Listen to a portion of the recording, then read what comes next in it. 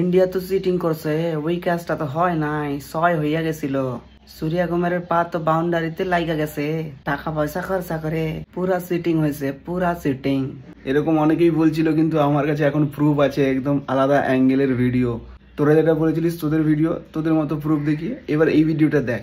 পাগলা কোথাকার, হাইরা গেছে, চিটিং করছে। আচ্ছা, তোরা যারা এরকম বলছিলিস যে ইন্ডিয়ার এই চিটিং ফিটিং এইসব কথা, তোরা তো ফাইনালে ছিলিস না। ইন্ডিয়া ছিল, সাউথ আফ্রিকা ছিল। তাহলে একটা জিনিস হয় না যে নিজের দেশ থাকলে তখন একটা সাপোর্টের জায়গা হয় যে না, আমার দেশ আছে, আমাকেই আমার দেশকে সাপোর্ট করতে হবে। কিন্তু তোর যখন দেশ নেই, তুই ভাই সাউথ আফ্রিকাকে সাপোর্ট করছিলিস কেন? সবাই মানে পুরো দেশটাই, কিছু জন হবে যারা ইন্ডিয়াকে সাপোর্ট করবে, কিছু জন হবে যারা সাউথ আফ্রিকাকে সাপোর্ট করবে। কেন কি ফাইনালে তো তোরা নেই, তাহলে তোদের দেশ নেই যখন দুটো দেশের সাপোর্টার থাকবে একই সাথে, এরকম না সবাই ইন্ডিয়ার অপোজিটে। কেন?